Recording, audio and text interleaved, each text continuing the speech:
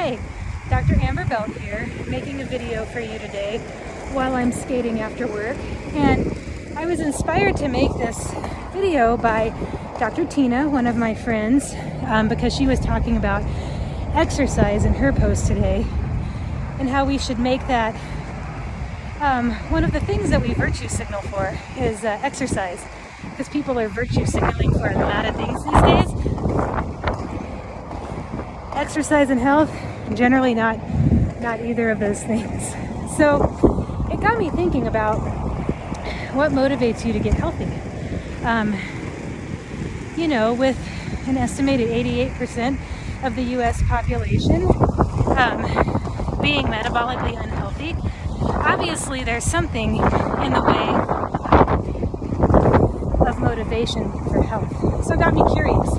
I'd love to hear your answer if you have one, but I also wanted to tell you a story today that struck me because it was, I saw a moment of motivation in one of my patients today that I wanted to share.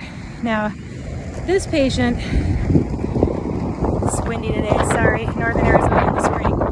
This patient has been a patient of mine for a long, long time.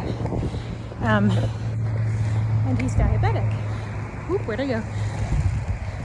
And he hasn't been very motivated, to take care of himself. He doesn't exercise. He's one of the guys with his diet. He's like, I eat well, but, I have pie 3 times a week, or I like to eat peanut M&Ms that I get from the gas station.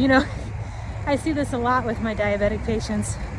And a lot of patients. I eat well, but so he hasn't been super motivated to get better.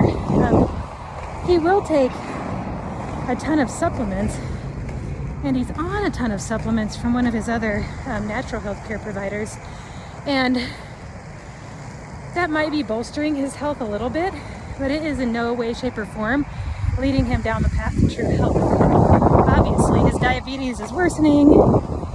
I think he has gastroparesis from diabetic neuropathy, which means that your stomach doesn't empty right because of your diabetes, and his liver enzymes are elevated. So now I think he has fatty liver. So anyways, we were talking about his labs, and he was telling me how he'd been sick, really sick 2 times last winter, and he could have sworn he had the virus that we're not allowed to discuss, and he hasn't had the intervention of the needle persuasion. So we checked his antibodies to this virus and they were negative. So he was pretty surprised. And so then I started talking to him about how diabetes impacts immunity. And how people who have diabetes don't tend to get the same immune response from having an illness or having a shot that's supposed to prevent an illness. And I saw the light switch come on. It was awesome. I hope the light switch stays on for him, because this gave me more hope that he would be willing to tackle his health than I have had in years for him.